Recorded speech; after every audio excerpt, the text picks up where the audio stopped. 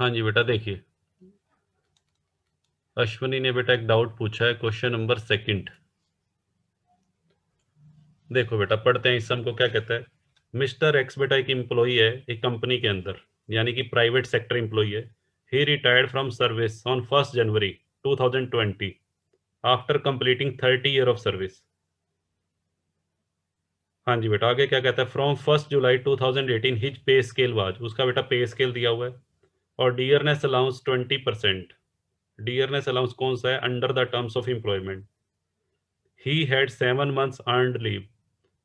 हाँ जी बेटा, उसने अपने सेवा काल में 7 महीने की छुट्टियां नहीं ली, जो कि अप्रूव्ड पीरियड है।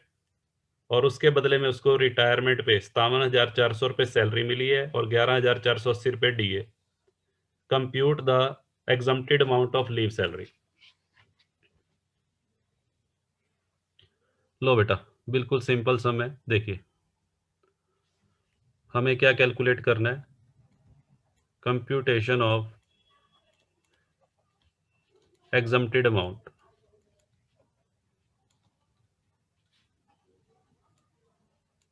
Of leave salary.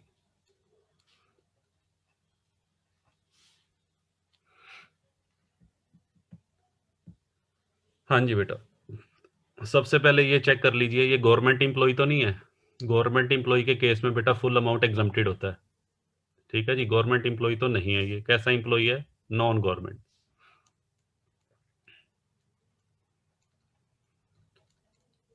हाँ जी बेटा, नॉन गवर्नमेंट एम्प्लॉय के केस में बेटा आपको बताया था लीस्ट ऑफ फॉलोइंग अमाउंट। हाँ जी, 3 अमाउंट बेटा मैं बताऊंगा, उन 3 अमाउंट में जो सबसे कम होगा विल बी एग्जम्प्ट। हाँ जी बेटा, कौन कौन से 3 अमाउंट हैं? यहाँ 4 अमाउंट, सॉरी, इनकैशमेंट में, लीव इनकैशमेंट में 4 पॉइंट आते हैं। सबसे पहला क्या है? Actual amount received. हाँ जी बेटा, स्टैट्यूटरी लिमिट। स्टैट्यूटरी लिमिट बेटा कितने की है बताओ? लीव इनकैशमेंट में स्टैट्यूटरी लिमिट कितने की थी? 3 लाख। हाँ जी बेटा, उसके बाद हमारा था approved period multiplied by average salary, और एक बेटा 10 month average salary. 10 month average salary. हाँ जी बेटा, देखिए एक्चुअल अमाउंट रिसीव्ड तो बेटा मुझे क्वेश्चन में दिया हुआ है। उसको रिटायरमेंट पे लीव सैलरी का कितना पैसा मिला है? 57,400 रुपये तो बेटा सैलरी मिली है और 11,480 रुपये DA मिला है, छुट्टियों का वेतन। जो 7 महीने की छुट्टियां उसने नहीं ली, उसका रिटायरमेंट पे ये पैसा मिला। कितना बनेगा बेटा बताओ? इन दोनों का टोटल बताइए। 68,880। चलो जी, स्टैट्यूटरी लिमिट बेटा हमारी 3 लाख है। अच्छा, अब सुनिए, अब मुझे चाहिए अप्रूव्ड पीरियड। अप्रूव्ड पीरियड बेटा क्वेश्चन में दिया हुआ है 7 मंथ। अप्रूव्ड पीरियड का मतलब the period for which the leaves were not availed. कितने महीने की छुट्टियां कर्मचारी ने नहीं ली? 30 डेज के बेस पे दी हुई हैं, तो बिल्कुल सही है 7 मंथ्स। और मल्टीप्लाइड बाय एवरेज सैलरी। अब बेटा नीचे नोट बनाते हैं। एवरेज सैलरी हमें कैलकुलेट करनी है। एवरेज सैलरी के लिए बेटा हमें क्या चाहिए? देखिए, एवरेज सैलरी के लिए रिटायरमेंट से पहले के 10 महीने। हाँ जी बेटा, रिटायरमेंट देखो कौन सी डेट को हुई है। रिटायरमेंट बेटा हुई है 1 जनवरी 2020 को। तो 1 जनवरी 2020 से पहले के 10 महीने बेटा क्या बनेंगे बताओ? 1 जनवरी 2020 से पहले के 10 महीने बेटा मार्च टू दिसंबर। ठीक है जी। एवरेज सैलरी हम लेंगे 10 मंथ्स की। एवरेज सैलरी का मतलब बेटा salary of 10 months from March to December. तो यहाँ मुझे एक तो बेसिक पे चाहिए 10 मंथ्स की, एक बेटा डियरनेस पे चाहिए 10 मंथ्स का, और एक बेटा कमीशन ऑन सेल। जो 10 मंथ्स का जो कमीशन ऑन सेल बनेगा 10 मंथ्स का। हाँ जी बेटा, और डिवाइडेड बाय 10। चलो जी, पहले बेसिक पे निकाल लेते हैं। और ये सारी चीज़ें हमें कहाँ से कहाँ तक की लेनी है? मैं लिख देता हूँ बेटा, मार्च टू दिसंबर। ठीक है, चलो जी, मार्च कौन सा 19 और दिसंबर भी 19। ठीक, चलिए अब बेटा नीचे पे स्केल दिया हुआ है, इस सब में पे स्केल क्या दिया हुआ है आपको?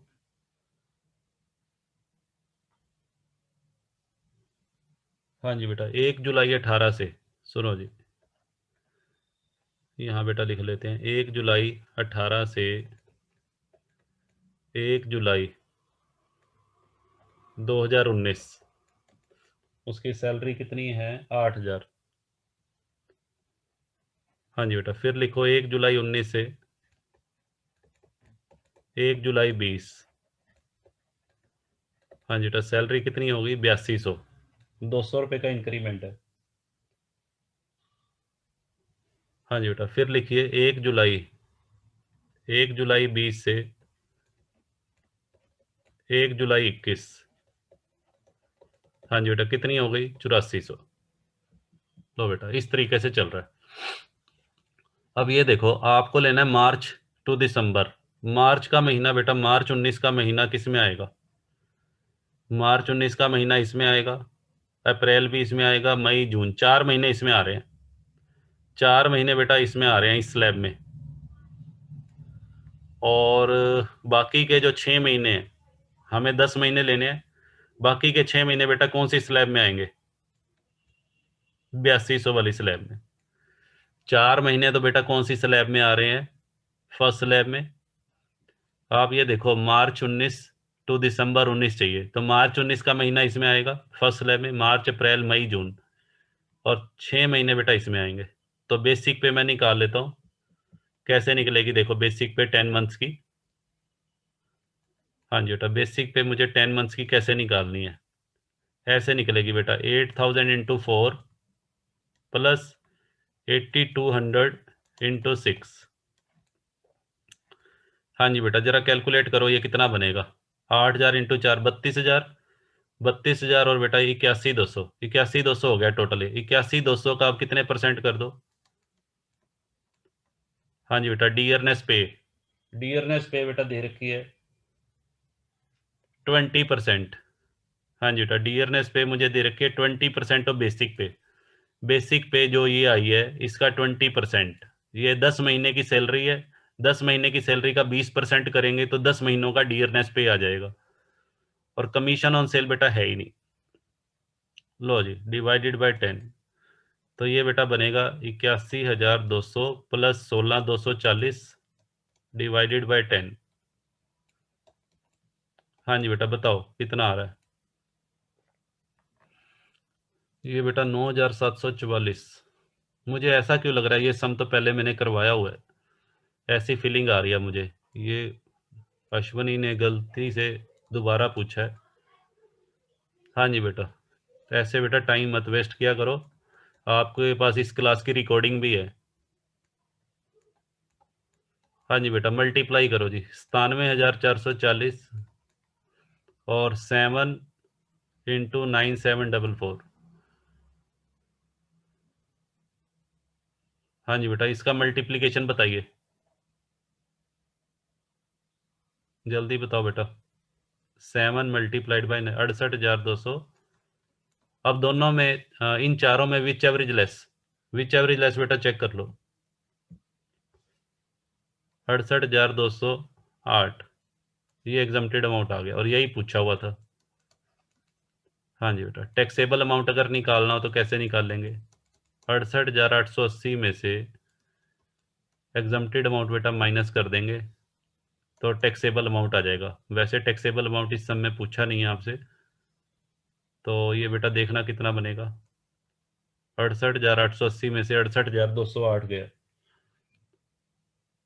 672। चलो ये आंसर आ जाएगा। अभी फिलहाल हमारा आंसर ये है, एग्जम्प्टेड।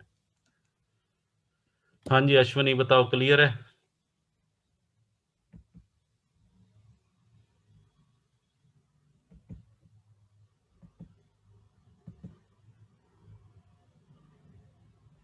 चलो जी आगे बढ़ते हैं।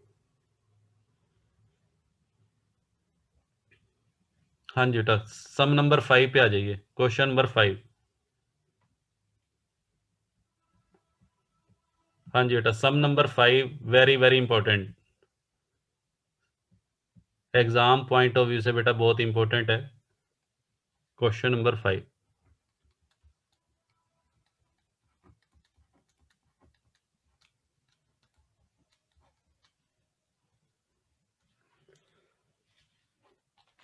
हाँ जी बेटा, पढ़िए इसको जरा, क्या कहता है।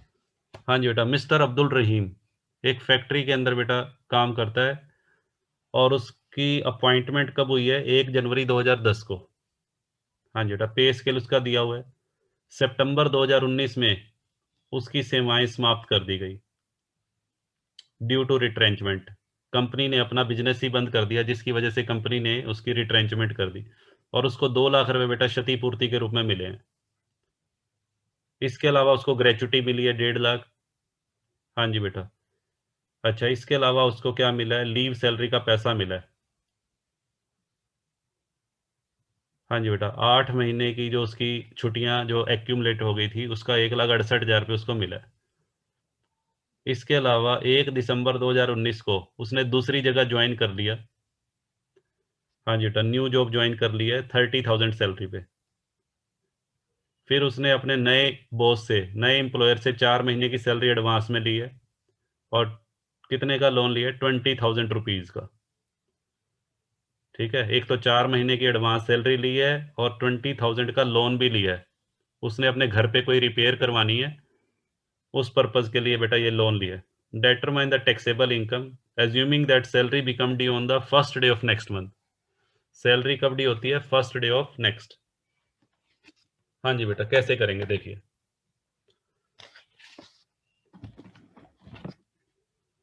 हाँ जी बेटा, पहले एक लाइन ड्रॉ करते हैं, क्वेश्चन की स्टेटमेंट को बेटा समझ लेते हैं।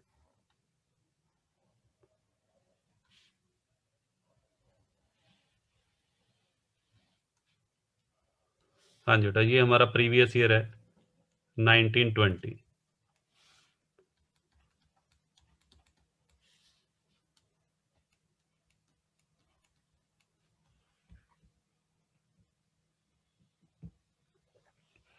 हाँ जी बेटा, रिटायर कब हुआ है वो?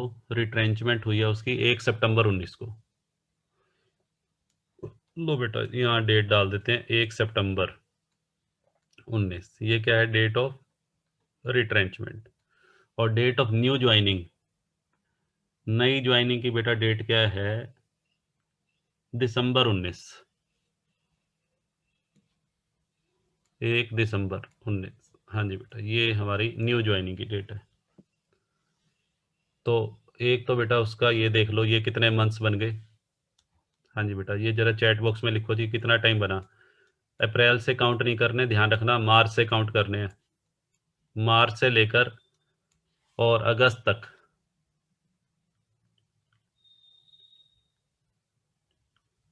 हाँ जी बेटा, 6 मंथ्स बनेंगे। ये बेटा 6 मंथ्स तो ये बन गए हमारे। ठीक है जी। और फिर 1 दिसंबर से 31 मार्च। हाँ जी बेटा, ये बेटा कितने मंथ्स बनेंगे? यहाँ पे फरवरी तक लेने हैं, मार्च तक नहीं, दिसंबर से फरवरी। हाँ जी बेटा, 3 मंथ्स बेटा ये बनेंगे। चलिए। हाँ जी बेटा, तो यहाँ पे तो उसकी ये ओल्ड एम्प्लॉयमेंट है, और ये उसकी बेटा न्यू एम्प्लॉयमेंट है।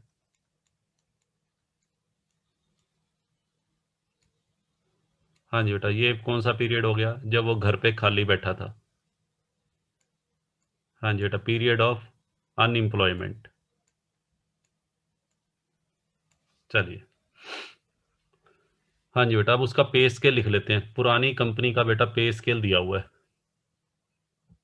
हाँ जी, पे स्केल बेटा कौन सी डेट से एप्लीकेबल है? 1 जनवरी 2010 से। हाँ जी बेटा, यहाँ बेटा मैं लिख रहा हूँ 1 जनवरी 2010 टू 1 जनवरी 2011। हाँ जी बेटा, फिर ले लेते हैं 11 12।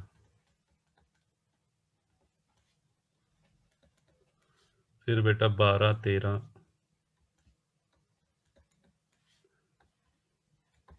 13, 14,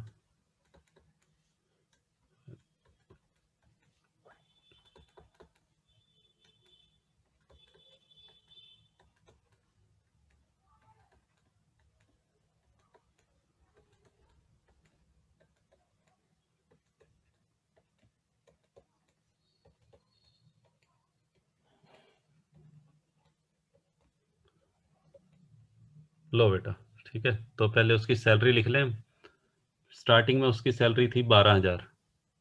हाँ जी बेटा, यहाँ लिख दो 12,000। फिर बेटा 1,000 का इंक्रीमेंट लगा। 1,000 का इंक्रीमेंट लगा तो कितनी हो गई? 13। फिर बेटा 14। फिर हो जाएगा 15,000। फिर हो जाएगा 16, 17,000, 18,000। 18,000 के बाद बेटा 19। लो जी 20, 21 और 22। हाँ जी बेटा, ये हो गया, ठीक है।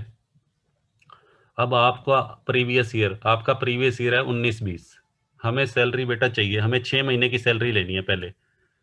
टैक्सेबल सैलरी के लिए बेटा 6 महीने की सैलरी मुझे चाहिए।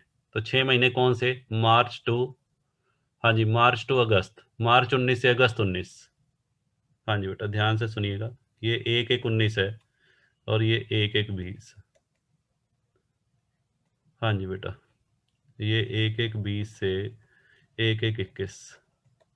अब मुझे चाहिए बेटा, सुनो, मार्च 19 से अगस्त 19। तो जरा मुझे बताओ, मार्च टू अगस्त वाले किस में आएंगे? कौन से स्लैब में? सेकंड लास्ट में आएंगे बेटा। हाँ जी, मार्च टू अगस्त।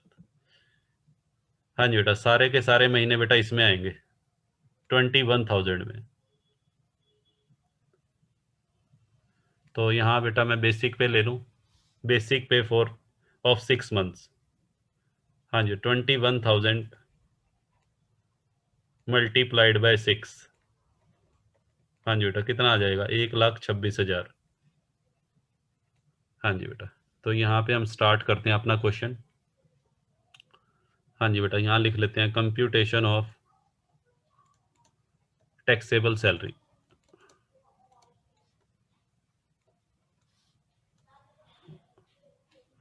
लो बेटा, सबसे पहले हमारी आ गई बेसिक पे।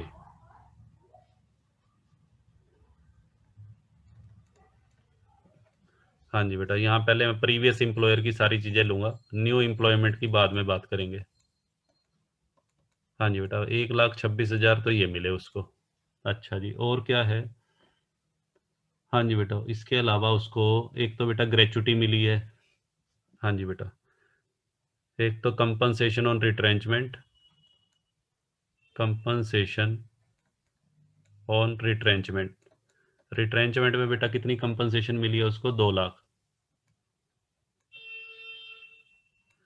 हाँ जी बेटा, लेस एग्जम्प्टेड अमाउंट, इसका एग्जम्प्टेड अमाउंट निकालना पड़ेगा। एक बेटा इसका वर्किंग नोट हम बनाएंगे। एक उसको ग्रेचुटी मिली है। ग्रेचुटी बेटा कितने की मिली है? ग्रेचुटी मिली है जी 1.5 लाख की। 1.5 लाख की बेटा ग्रेचुटी, इसका भी एग्जम्प्टेड अमाउंट निकाल लेंगे अंडर सेक्शन 10(10)(2). पोगा एक्ट कवर होता है। पोगा एक्ट के अंडर, हाँ जी, लिखा हुआ है एग्जम्प्टेड अमाउंट निकलेगा अंडर सेक्शन 10(10)(2). चलो जी, उसके बाद लीव सैलरी, छुट्टियों का पैसा मिला है।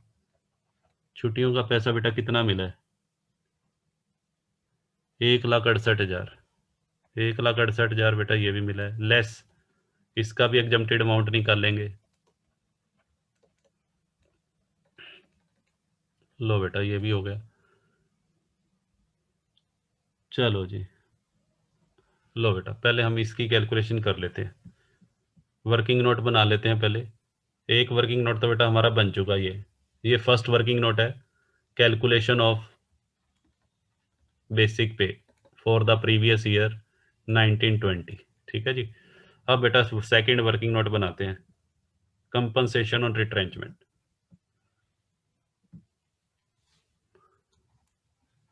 हाँ जी बेटा, calculation of exempted amount of compensation on retrenchment. ठीक है जी। हाँ जी बेटा, कैसे निकाल लेंगे कंपनसेशन ऑन रिट्रेंचमेंट के? बेटा पहले रूल्स लिख लेते हैं। Actual amount received, actual amount बेटा बताना कितना था, चैट बॉक्स में लिखिए। मैक्सिमम लिमिट, मैक्सिमम लिमिट बेटा थी ₹5 लाख। एक्चुअल अमाउंट रिसीव्ड कितना है, 2 लाख। हाँ जी बेटा, और तीसरे नंबर पे क्या था, 15/30 multiplied by average salary multiplied by length of service. हाँ जी बेटा, सबसे पहले मुझे बताओ, एवरेज सैलरी जो मुझे लेनी है वो लेनी है 3 मंथ्स की। हाँ जी बेटा, एवरेज सैलरी 3 मंथ्स।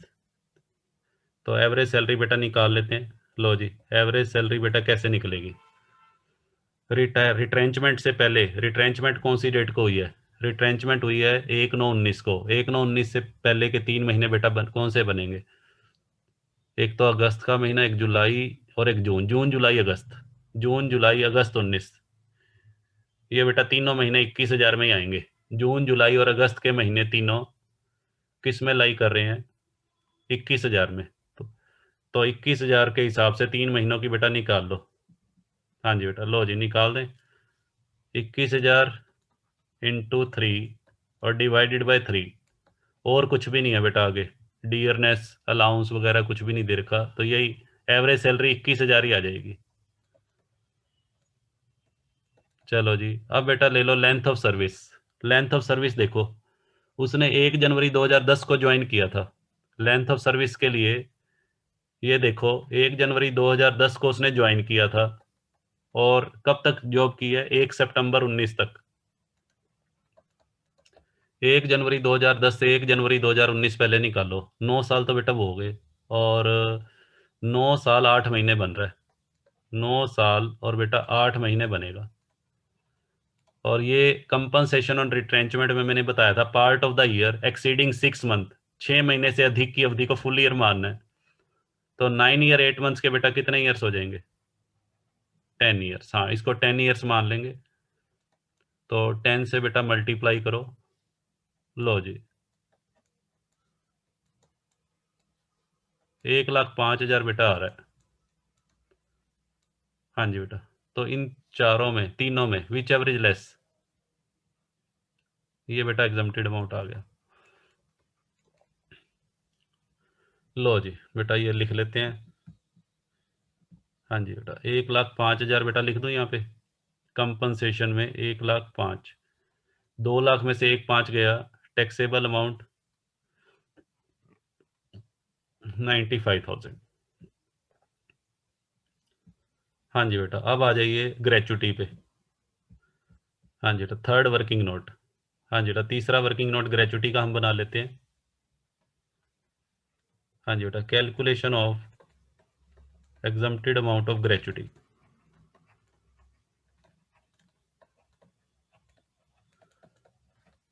हाँ जी बेटा, ग्रेचुटी का एग्जम्प्टेड अमाउंट बेटा कैसे निकाल लेंगे, उसके लिए पहले ये देखो कि कर्मचारी पोगा एक्ट के अंडर आता है या नहीं आता। पोगा एक्ट के अंडर बेटा कवर्ड है, कवर्ड बाय पोगा एक्ट। ठीक है जी, पेमेंट ऑफ ग्रेचुटी एक्ट। तो पहले यहाँ लिखो एक्चुअल अमाउंट रिसीव्ड, कितना अमाउंट है बेटा, एक्चुअल अमाउंट बताओ मुझे, एक्चुअल अमाउंट बताइए, 1.5 lakh. Statutory limit, statutory limit बेटा ग्रेचुटी में कितनी लिखवाई थी, 20 लाख।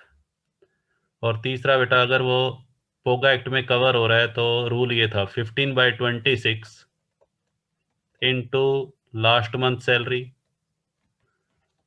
हाँ जी बेटा, लास्ट मंथ सैलरी, और इंटू लेंथ ऑफ सर्विस। हाँ जी बेटा, सुनिए कैसे करेंगे। तो पहले बेटा ले लो 15/26, लास्ट मंथ सैलरी में दो चीज़ें लेनी थी, बेसिक पे और डीए। डीए कैसा भी हो, सैलरी में बेटा दो चीज़ें लेनी है, बेसिक पे और डीए। इस क्वेश्चन में सिर्फ और सिर्फ बेसिक पे दिया हुआ है, डीए नहीं है। तो बेसिक पे लास्ट मंथ की वही थी 21,000। हाँ जी बेटा। अच्छा, लेंथ ऑफ सर्विस में बताओ, इसमें पार्ट ऑफ द ईयर को कंसीडर करते हैं या इग्नोर करते हैं। हाँ जी बेटा, जो पोगा एक्ट में कवर होता है तो उसमें 9 ईयर और 8 मंथ्स का जो पीरियड था, इसमें 8 मंथ्स को फुल ईयर में कन्वर्ट करेंगे या नहीं करेंगे?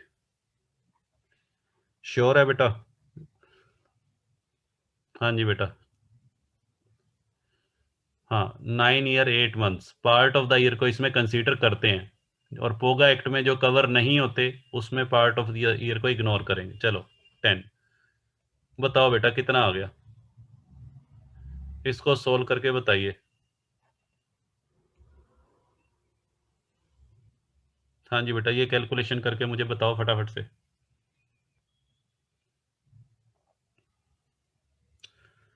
Hurry up. 1,21,154। तो तीनों में बेटा विच एवरेज लेस यही आ रहा है, ये हमारा एग्जम्प्टेड अमाउंट आ गया। तो इसको बेटा मैं लिख रहा हूँ यहाँ पे 1,21,154।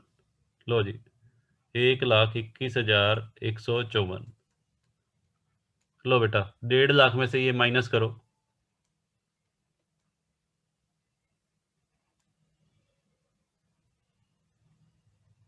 28,846। अब आ जाओ बेटा लीव सैलरी। हाँ जी, अब लीव सैलरी वाला पॉइंट कर लेते हैं। हाँ जी बेटा, फोर्थ पॉइंट पे आ जाइए। अब फोर्थ वर्किंग नोट पे आ जाइए रिगार्डिंग लीव सैलरी।